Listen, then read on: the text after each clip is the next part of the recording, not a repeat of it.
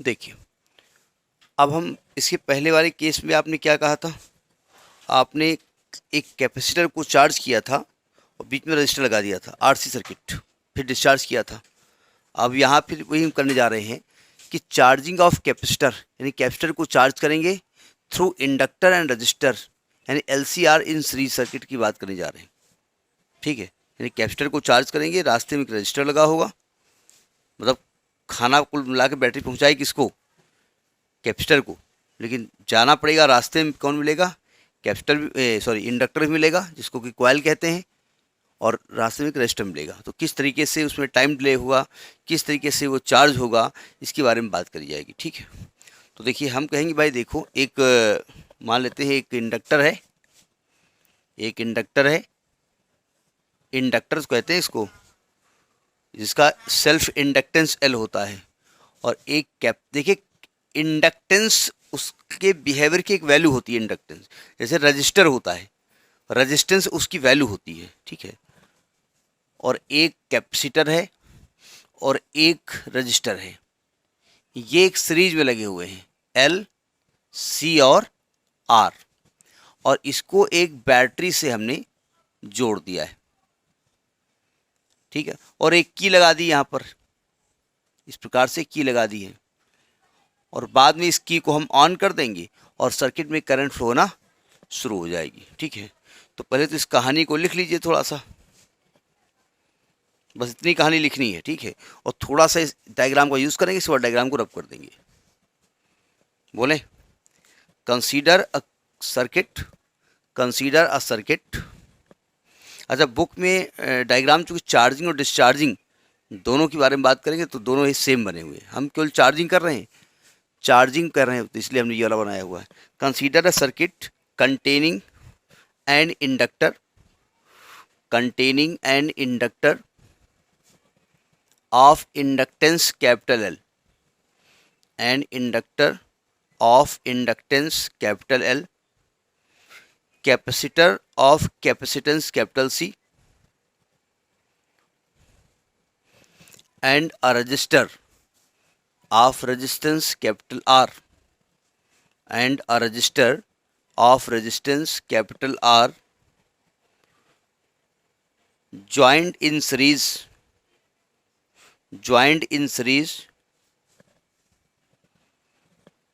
to a cell of EMF capital E and through a key K,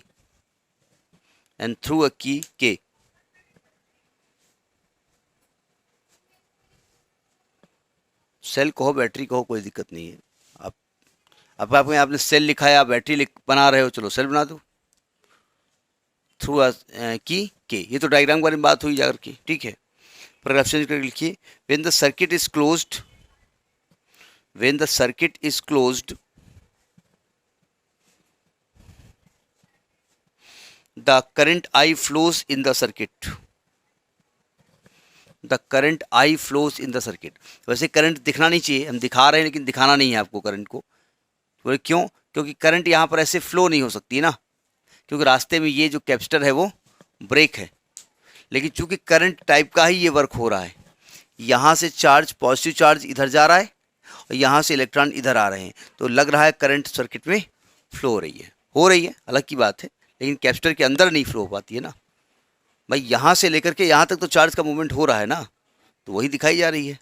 तो क्या लिखा, when the circuit is close the current I flows in the circuit at any instant T, at any instant T, किसी instant पे एक current है, क्योंकि current बढ़ भी सकती है ना, ये करंट बढ़ जाएगी, चेंज हो जाएगी। कैसे, देखिए ये करंट फ्लो होने का तरीका क्या है, ये करंट थोड़ी इसके बाद होती नहीं है, ये क्या करता है कि ये जो आपकी पॉजिटिव प्लेट है इससे इलेक्ट्रॉन को खींचती है और इस इलेक्ट्रॉन को जाके नेगेटिव प्लेट पे चिपका देती है।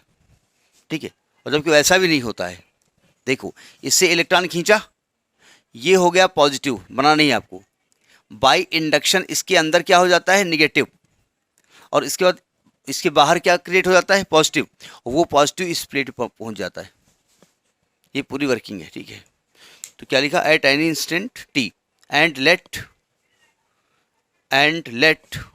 The charge acquired by the capacitor is Q, यानी जिस समय करंट आई आप मान रहे हो उस समय जो चार्ज एक्वायर किया है कैपेसिटर ने वो क्यू है।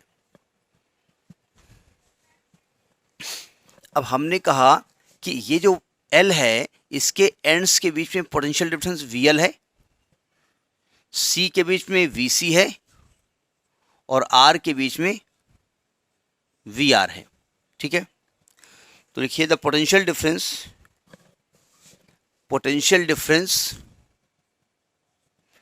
बिटवीन द इंडक्टर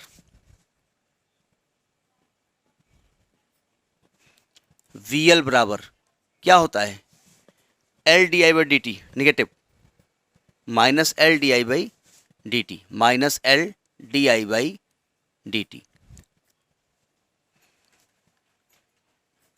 इसमें ऐसे कर दो, inductor comma capacitor and register respectively, एक साथ लिख दीजिएगा। ठीक है, तो वी सी बराबर क्या हो जाएगा, इसके बीच में पोटेंशियल डिफरेंस क्या होता है। अच्छा, इसमें हम आगे चल के, एक मिनट, आगे चल के यूज़ करेंगे वी एल का मॉड, तो आएगा L D I by D T. ठीक है, अब एंड कैपेसिटर आपने लिखा है वी सी, क्या होगा, क्या होता है वी सी, इसके बीच में पोटेंशियल का फॉर्मूला क्या होता है V C, Q by C, and V R is equal to क्या होता है, आई आर।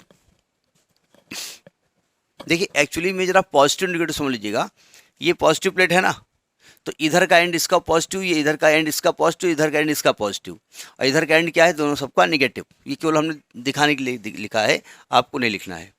अब हमको इन पोटेंशियल में रिलेशन निकालना है, तो हम किरचॉफ से लगाने जा रहे हैं, और किरचॉफ लॉ में हम कैलकुलेशन इस तरफ जाएंगे, ये वाली लूप लेंगे। तो applying Kirchhoff law in the loop, applying Kirchhoff law, applying Kirchhoff's second law in the loop. क्या होता है किरचॉफ सेकेंड लॉ,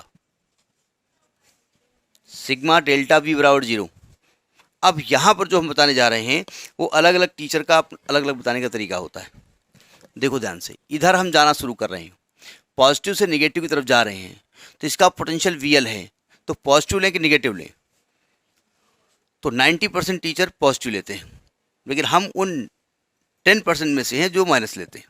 क्यों, देखिए अगर इसका पोटेंशियल निकालोगे तो मैथमेटिक्स कहती है कि डिफरेंस निकालने का तरीका क्या होता है, फाइनल में से इनिशियल माइनस करोगे, तो हम प्लस ये है माइनस है, जब माइनस में से प्लस माइनस करोगे तो वैल्यू नेगेटिव आएगी ना, तो नेगेटिव होगा पॉजिटिव होगा, तो माइनस वी एल। आगे गए, हमको मिला वी सी, ये भी प्लस ये भी माइनस, तो यहाँ भी माइनस का वी सी, माइनस का वी सी। आगे गए, यहाँ पर रेजिस्टेंस आर है, करंट आई है, potential I R minus I R, या माइनस वी आर लिख दो पहले, बाद में रखना, माइनस वी आर। आगे गए, हमको रास्ते में सेल मिली, सेल का ई में प्लस ई या माइनस ई, प्लस ई, क्योंकि हम प्लस की तरफ जा रहे हैं, plus E is equal to 0। समझ में बात नहीं आई।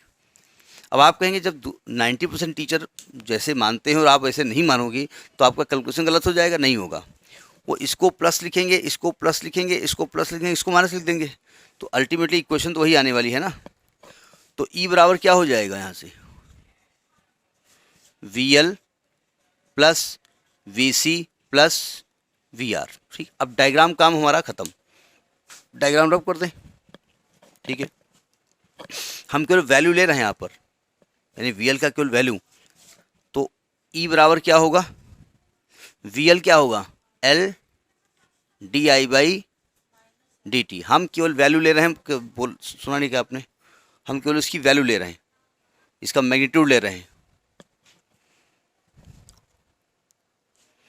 प्लस वी सी क्या होगा, Q by C, plus V R क्या होगा, I R is equal to 0। Is equal to 0 क्यों लिख रहे हैं। अब देखिए ये हो गया ई बराबर, हमको तो चार्ज के बारे में बात करनी है ना, कि चार्ज कितना स्टोर हुआ, चार्जिंग ऑफ कैपेसिटर, चार्ज चाहिए।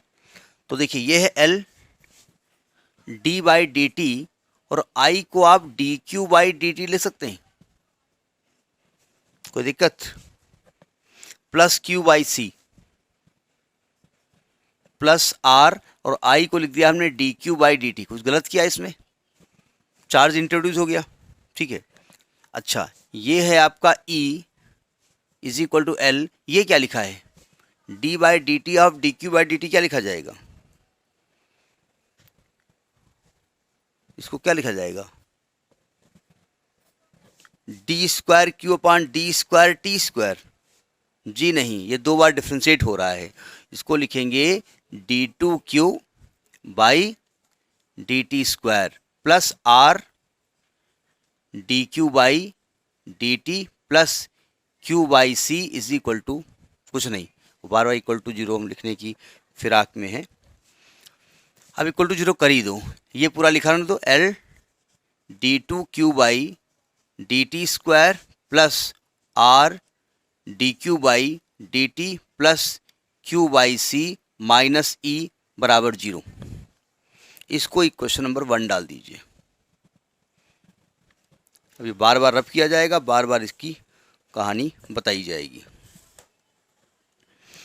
अभी जो D two Q by D T square के पास एल बराबर है ना, इसको हटा यहाँ से, भागो यहाँ से, तो ये आएगा D two Q by D T square plus R by L D Q by D T plus Q by L C minus E by L बराबर जीरो।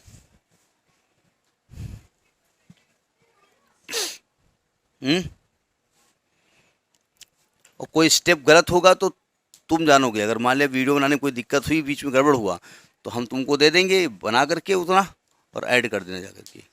अरे कहीं मतलब डिवाइड गलती देखते नहीं तुम लोग, हाँ कैन दूते रहो बेटा, वेरी गुड। थोड़ा सा चेंज किया इसमें हमने, D two Q by D T square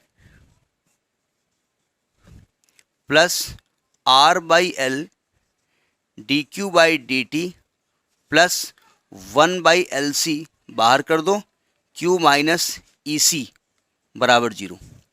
ये इक्वेशन हम बना के यहाँ तक लाए, इसको इक्वेशन नंबर 2 डाल दीजिए। क्यों भाई, ये समझ में आ गया? एक मिनट, ये आ गया ना। अब E को इधर शिफ्ट क्या आ गया, L को हटाया तो L डिवाइड में आ गया ना। हमने यहाँ पर 1/LC बाहर लिख दिया, तो ये हो गया आपका, चूंकि कारण है ना, अगर आप 1/L लिखोगे तो C अपान में होगा, यानी कुल मिलाकर के हमने LC एलसीएम ले लिया, तो 1/LC बाहर कर दिया, और यहाँ पर L था, यहाँ पर C था नहीं, तो यहाँ EC हो गया। ये मैथमेटिक्स है, मैथ तो आपने BSc के लिए रखी है, ठीक है। अब क्या ये एक डिफरेंशियल इक्वेशन है? अब इस डिफरेंशियल इक्वेशन को सॉल्व करने के लिए कुछ एजम्पशन किया गया है। माना गया है कि लेट कहो चाहे पुटिंग कहो, R/L को मान लिया गया है 2b, मान लिया गया, बाद में हटा देंगे, इसको इक्वेशन डाल दो 3, और 1/LC को मान लिया गया है k स्क्वायर, इक्वेशन डाल दो इसको 4।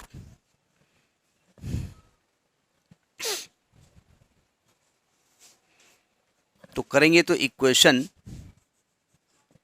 2 बिकम्स, रखो जरा,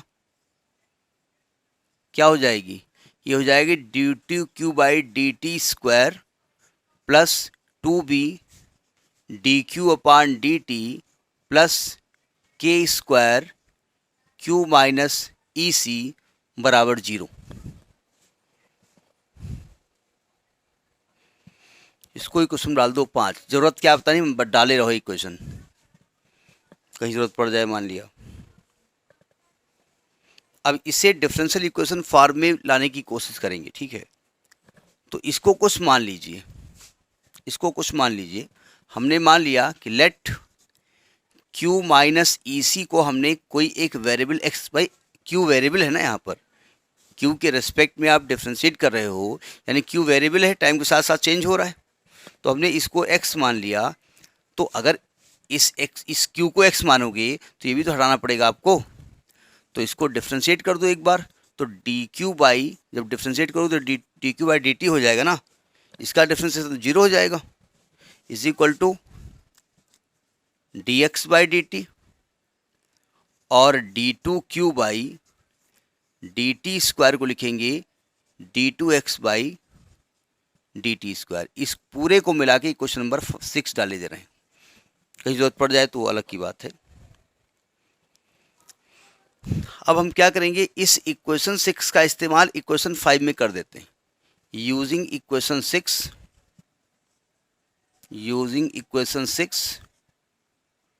इन इक्वेशन 5, ये आ रहा है इसमें। ठीक, वी गेट, अब जरा इसका इस्तेमाल करते हैं। तो राइटिंग गंदी इसलिए बड़ा बड़ा लिखते हैं तो जगह बहुत भर जाती है। इन इक्वेशंस को याद रखिएगा कौन क्या आपने माना है। देखिए इसको क्या लिख सकते हैं आप, D two X by D T square, तो ये हो जाएगा आपका D two X by D T square plus 2b, इसको लिखेंगे D X by D T plus के स्क्वायर एक्स बराबर 0। ये एक नई डिफरेंशियल इक्वेशन आपकी आई हुई है। ये कितने ऑर्डर की है, पढ़ें कभी आप इसको, ये नोट कर लिया आप नीचे। ये डिफरेंशियल इक्वेशन इस टाइप की पढ़ी है। स्टार्टिंग में तो आप कह सकते थे, तो ये आपकी सेकेंड ऑर्डर डिफरेंशियल इक्वेशन है।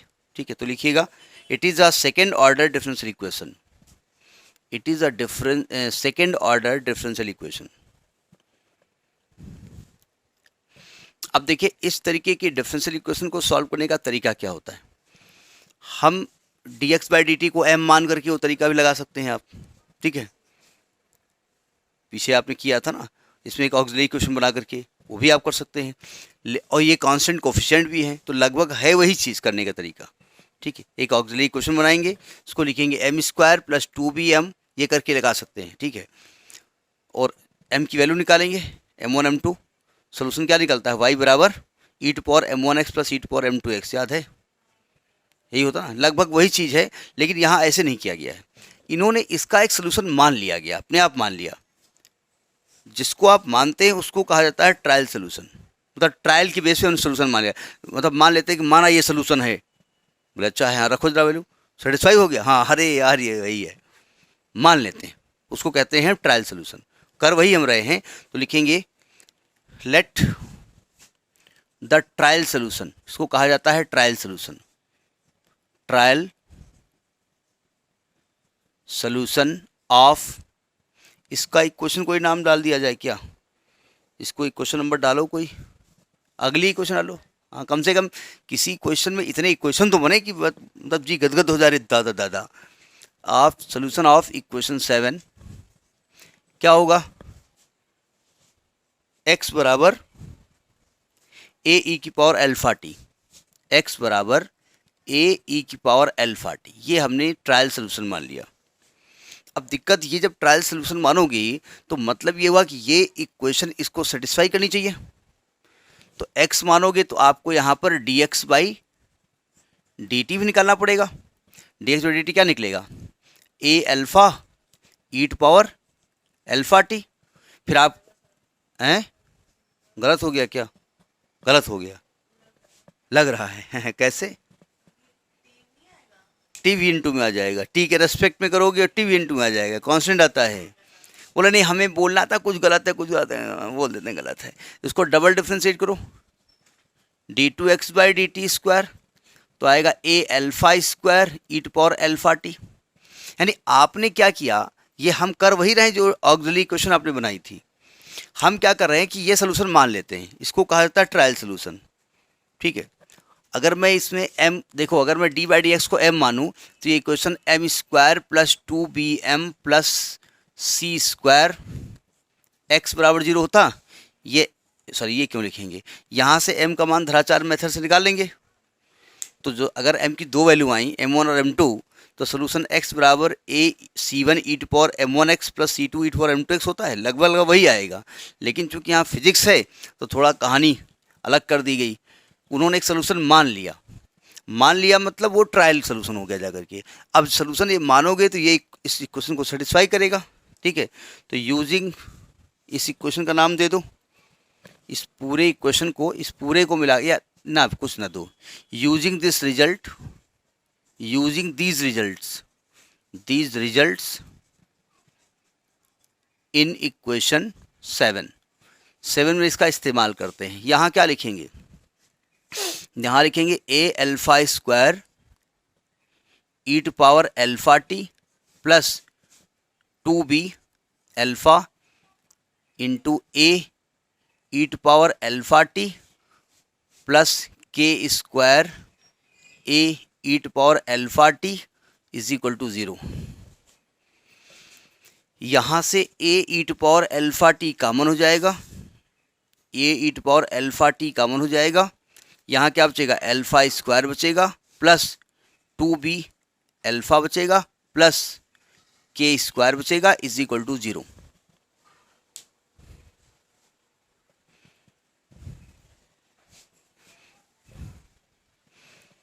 ये बहुत सारे क्वेश्चन बनाए हुए हैं, उन्हें ध्यान रखिएगा, कभी किसी भी क्वेश्चन का इस्तेमाल हम कर सकते हैं।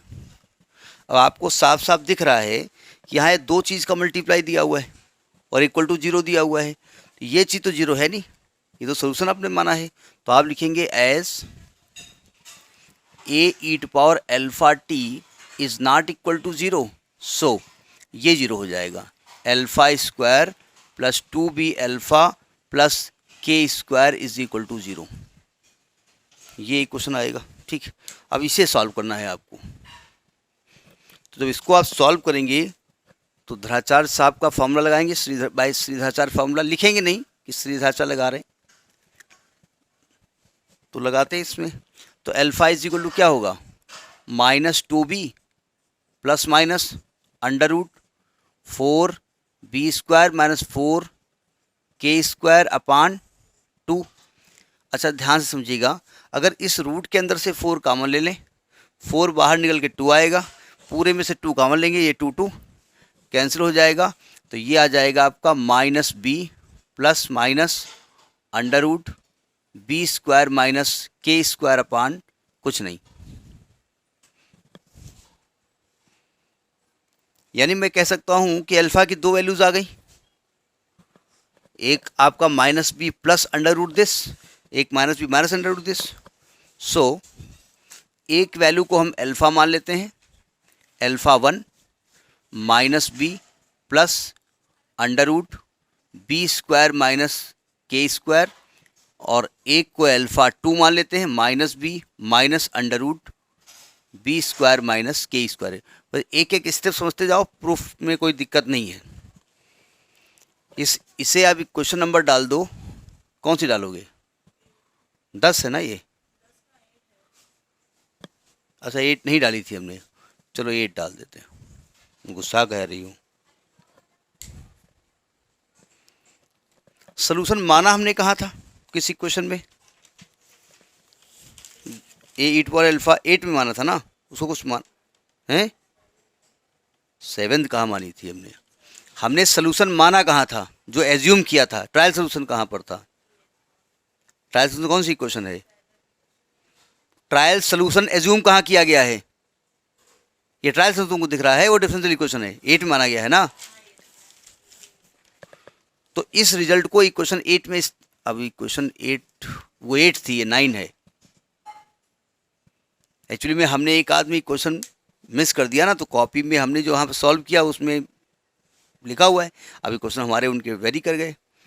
जो इक्वेशन बनाई थी वो आपने 7 मानी थी, जहाँ ट्रायल सॉल्यूशन माना उसको इक्वेशन 8 मानोगे अगली इक्वेशन में, तो ये 9 नहीं हो जाएगी। तो इस इक्वेशन का इस्तेमाल कर दीजिए आप इक्वेशन 8 में, using this result in equation 8, using this result in equation 8 में इस्तेमाल कर दो, तो आपका क्या निकलेगा, so the trial solution, trial solution निकलेगा। क्या माना था आपने, x is equal to A E to power alpha T माना था, तो यहाँ पर निकलेगा x is equal to A. अब चूंकि यहाँ पर तो अल्फा की 2 वैल्यू है, तो ये एक आएगा ए ई की power alpha 1 t plus B E की पावर अल्फा 2 टी।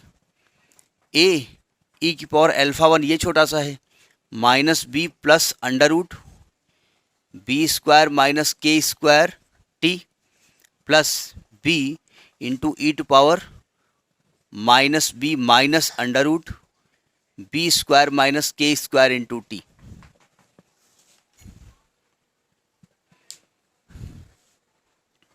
ये आपका क्या निकल रहा, एक्स।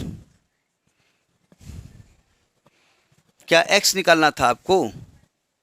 एक्स क्या आपने माना था? एक्स को किसी की जगह आपने मान लिया था ना, क्यू माइनस ई सी। तो इसको क्यू माइनस ई सी लिख सकते हैं ना, एक्स को लिख सकते हैं क्यू माइनस ई सी, यही था ना। Is equal to A E to power minus B plus under root B square minus के स्क्वायर टी प्लस। अच्छा एक बात ध्यान रखिएगा, जब e की पावर बहुत बड़ी वैल्यू कहीं होती है तो इसको छोटा करने के लिए क्या करते हैं, इसको एक्सपोनेंशियल लिख देते हैं और ब्रैकेट में से लिख देते हैं।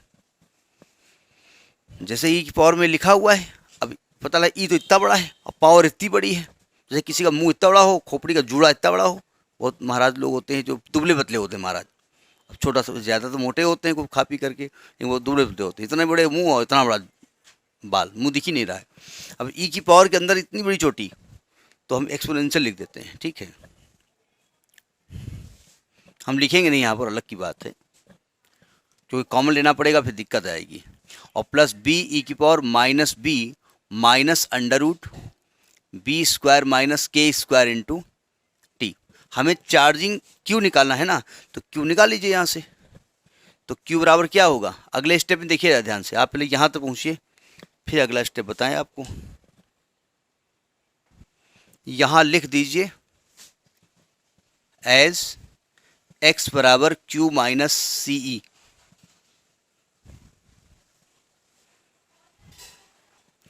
अब आपको क्यू निकालना है ना। अब देखो अगले स्टेप में, सावधान, इसी को उधर ट्रांसफर करेंगे, तो यानी कि क्या इसको क्यू बराबर ई सी लिख सकते हैं? लिख सकते हैं ना, लिखो पूरा। हमारा तो इतने से काम बन गया ना। अभी हम यहाँ और एक चीज़ अभी साथ डाल लिखेंगे। अच्छा इसको देखो, सी कैपेसिटेंस होता है कैपेसिटर का।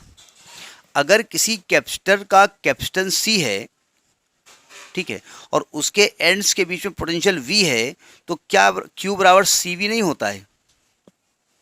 और इस सर्किट में अधिक से अधिक जो पोटेंशियल अप्लाई कर रहे हो वो बैटरी है, यानी अधिक से अधिक सी क्या है, वी क्या है, ई के बराबर है, तो ये अधिकतम चार्ज हो जाएगा, यानी ये क्यू नॉट हो जाएगा, ये peak value of charge, maximum value of charge.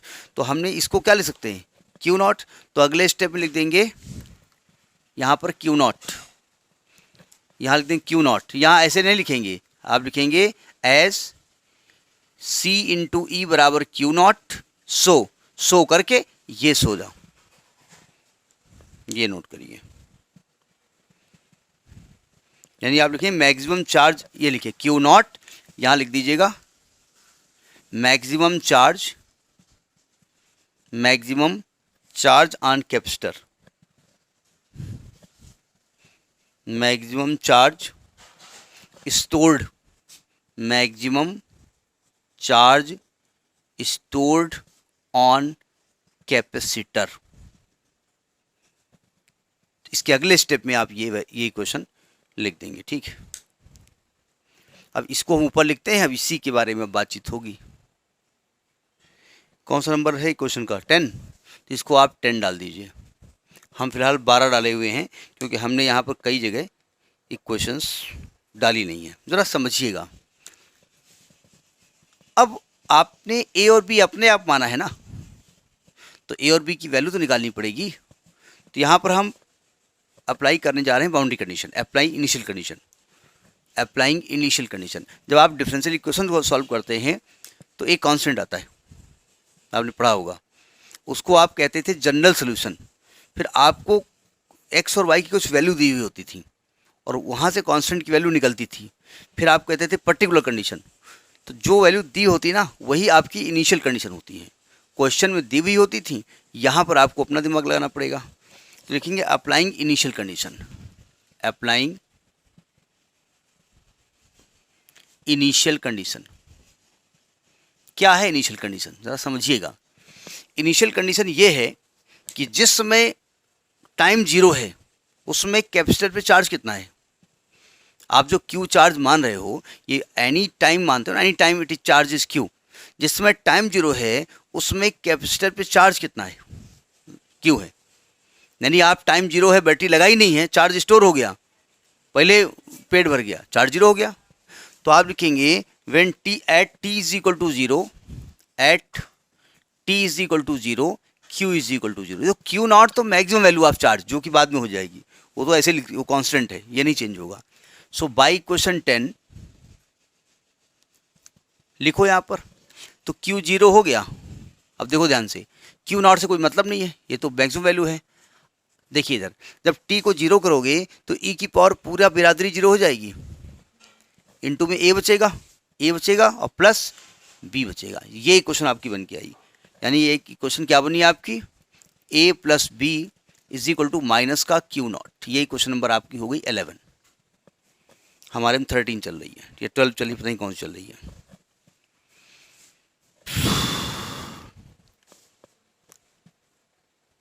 ठीक है, अब दूसरी कंडीशन कौन सी लगा दें? कंडीशन तो एक ही है यहाँ पर है। तो इसके लिए क्या करेंगे, इस इक्वेशन को डिफरेंशिएट करिए, आई निकालने की कोशिश करिए। Differentiating equation 10 with respect to T. अब जरा देखिएगा, चूंकि डिफरेंशिएशन ठीक ठाक से है तो उसकी होगी। उन्हें खली समझ लो, खली खली है ना, कौन सा था अपने यहाँ वो रेसलर, खली था नहीं तो है। इसको डिफरेंशिएट कर देंगे तो क्या आप कह सकते हो यहाँ d Q by D t आ गया, इसको आई लिखा जा सकता है ना, is equal to q naught का डिफरेंशिएशन क्या हो जाएगा? जीरो। ये तो कांस्टेंट वैल्यू है ना, तो जीरो हो गया, जीरो प्लस ए। अब जरा ध्यान से समझिएगा, जब इसको डिफरेंशिएट करोगे तो टी के पास साथ जो है ये पूरा बाहर आएगा, यानी यहाँ ये आएगा minus B plus under root B square minus के स्क्वायर, और ई की पावर रहेगा ही minus B plus under root B square minus के स्क्वायर टी है, यही रहेगा ना।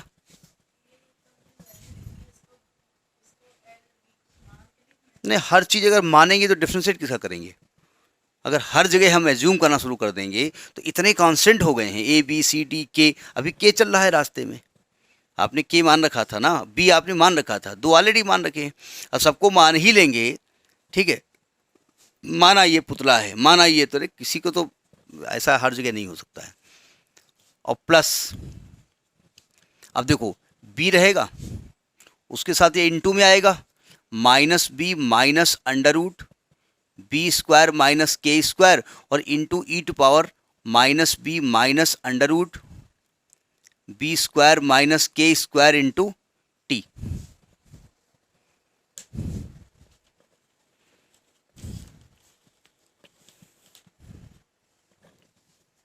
ये आई आया हुआ है। ठीक, अब यहाँ भी एक इनिशियल कंडीशन अप्लाई करते हैं। ये इक्वेशन हम रब नहीं कर रहे हैं, ये इक्वेशन रब नहीं कर रहे हैं, ये वाली इक्वेशन ऊपर लिखे दे रहे हैं, ये वाली इक्वेशन, अच्छा लिखिए नहीं, इसको ऊपर लिखे दे रहे हैं, कहीं और लिखे दे रहे हैं। A plus b is equal to q not minus का क्यू नॉट। ये क्वेश्चन नंबर 11 आई है, नींद आने लगी। अब यहाँ भी हम इनिशियल कंडीशन अप्लाई करने जा रहे हैं, अप्लाइंग इनिशियल कंडीशन। इसका इक्वेशन नंबर कोई डाल दें क्या, जरूरत तो है नहीं। Applying initial condition, initial. देखिए जब आप कैपेसिटर चार्ज कर रहे थे, जब आप बैटरी नहीं लगाए थे तब चार्ज जीरो था, तो चार्ज फ्लो ही नहीं हो रहा था, तो करंट भी जीरो थी। बाद में चार्ज हुआ है ना, तो when T is equal to zero, ये कंडीशन लिखा हुआ है, when T is equal to zero, तब आई का मान भी तो जीरो आएगा। सो यहाँ रख दो, इसका इक्वेशन नंबर डाल दो, इक्वेशन नंबर 13 डाल दो, इसको 12। सो बाई क्वेश्चन 12, देखिए आई तो जीरो हो गया, इधर क्या आएगा, ये पूरा जीरो हो जाएगा ना, तो यहाँ क्या आएगा, ए के साथ क्या आएगा, minus B plus under root B square minus के स्क्वायर और plus B minus under root B square minus के स्क्वायर। ये इक्वेशन आई हुई है आपकी। थोड़ा सा इसको सही कर लेते हैं, ज़्यादा सही रहेगा। क्या टी क्या कहाँ गया? जीरो नहीं हो जाएगा, वन नहीं हो जाएगा। जब ई की पावर जीरो हो गया है तो स्टेप वन हो गया है ना, जीरो नहीं हो गया, वन हो गया है। अब थोड़ा सा इसको सही करते हैं। इसको जब खोलेंगे तो zero is equal to minus A B plus A under root B square minus के स्क्वायर लिख सकते हैं, और minus B minus B under root B square minus के स्क्वायर लिख सकते हैं। माइनस ए बी और माइनस बी में माइनस कॉमन ले लेते हैं और बी कॉमन ले लेते हैं, तो आएगा ए प्लस बी और प्लस ए under root B square minus के स्क्वायर और minus B under root B square minus के square.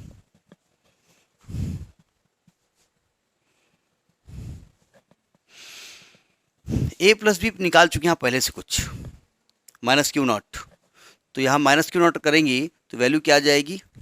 Zero is equal to b Q naught आ जाएगी, और प्लस ए under root B square minus के square minus B under root B square. Actually हमको a और B की value निकालनी है और कुछ नहीं करना। बोले और कुछ नहीं करने के चक्कर में तो इतना ताम झाम करें क्या? यहाँ लिख देंगे यूजिंग इक्वेशन 11। हमने यहाँ क्या किया है? यूजिंग इक्वेशन 11 इक्वेशन हमने यहाँ पर इस्तेमाल कर दिया है। हमें और ए बी की वैल्यू निकाली, बस यही, इसके लिए हम इक्वेशन बना रहे हैं, अभी कुछ कर नहीं रहे हैं अभी हम। बोले अच्छा अभी इक्वेशन बना रहे हैं, बनाते रहो बेटा। देखो ध्यान से, जीरो इज इक्वल टू, ये है बी क्यू नॉट। ज़रा इन दोनों को ध्यान से देखिए, हम इसमें a माइनस बी करके इसको क्या बाहर लिख सकते हैं? Under root B square minus के स्क्वायर। हम करेंगे क्या? यहाँ से a माइनस बी निकाल लेंगे, और यहाँ से a माइनस बी और यहाँ से a plus b, simply question solve हो जाएगा। तो इसको लिख सकते हैं a minus B under root B square minus के square is equal to minus B Q not. तो यहाँ से a माइनस बी की वैल्यू क्या होगी? Minus B Q not upon under root B square minus के स्क्वायर। ये equation कौन सी बन जाएगी? रास्ते में कोई बनी नहीं थी? 11 के बाद 12 13 बन गई। ठीक, पहुँचे यहाँ। हमने एक तो बनाई नहीं, बना और ज़्यादा बन जाती। ठीक, 11 और 13 एक जगह लिख लेते हैं पहले हम। अब आपको ए और बी की वैल्यू चाहिए, दोनों को ऐड कर देंगे तो बी कट जाएगा। कर दो एडिंग इक्वेशन 11 एंड 13, या 11 है सेकेंड नंबर लेना, ऐड करो बी कट जाएगा, इधर 2a आ जाएगा, उधर क्या आएगा? Minus Q not minus B Q not upon under root B square minus के स्क्वायर। यहाँ से a की वैल्यू जो निकलेगी वो निकलेगी माइनस क्यू नॉट बाई 2 अलग हो जाएगा, यह आएगा 1 plus B upon under root B square minus के स्क्वायर। ये a की वैल्यू आ गई। अच्छा, b की कैसे निकलेगी? अब a की वैल्यू उठा के रखेंगे नहीं, क्योंकि इसकी सेहत ऑलरेडी देख रहे हो। इसकी वैल्यू रखेंगे, फिर कैलकुलेट करेंगे तो हो गई कहानी। इन दोनों को सब्ट्रैक्ट कर दो, सब्ट्रैक्टिंग इक्वेशन 11 एंड 13। सावधान, जब सब्ट्रैक्ट करोगे तो यहाँ साइन बदल जाएंगे ना, ये माइनस प्लस माइनस हो जाएगा, यहाँ प्लस हो जाएगा। आप करेंगे नहीं, ये a कट जाएगा तो इधर क्या आ जाएगा? 2b आ जाएगा, और इधर क्या आएगा? Minus Q nought plus B Q not upon under root B square minus के स्क्वायर। तो यहाँ से जब b की वैल्यू निकालेंगे तो माइनस क्यू नॉट बाई 2 बाहर लिख दोगे तो आएगा 1 minus B upon under root B square minus के स्क्वायर। ये ए बी की वैल्यू आपकी निकल के आई है। अब इस ए बी को उठाइए और इक्वेशन नंबर 10 में रख दीजिए। Putting the value of A be in equation number 10, इसीलिए हमने 10 को छुआ नहीं था क्योंकि बहुत सेहतमंद था, और फिर इसको उठा के लाते तो हमारी हालत खराब हो जाती है। तो लिखो putting the value of A and be in equation number 10।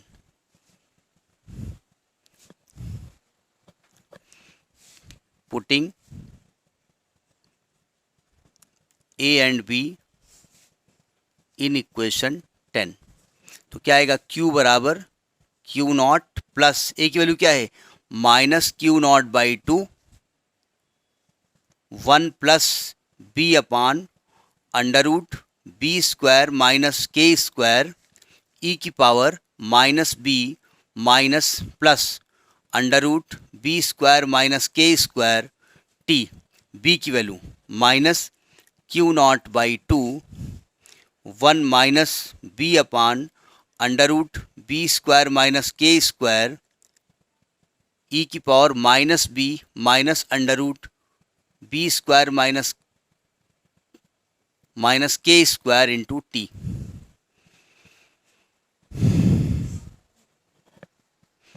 इसे क्वेश्चन नंबर डाल दीजिएगा आप 14, बस यहीं पे स्टॉप करेंगे, ठीक है। तो यही जनरल एक्सप्रेशन है चार्ज का जो किसी कैपेसिटर पे स्टोर होता है। कैपेसिटर से बोलेंगे देखा इतना चार्ज है तुम्हारे, क्या जेब में तो 2 ही रुपया है, बता रहे इतना चार्ज है, बोले यही है, लिखो this is the general expression, this is the general expression representing the charging of capacitor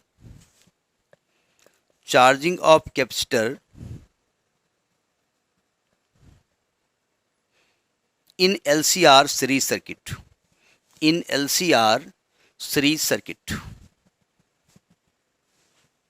LCR series circuit,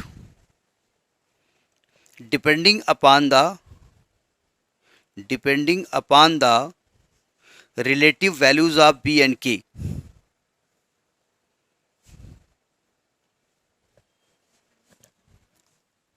relative values of B and K, B और के की वैल्यू पर डिपेंड करता है।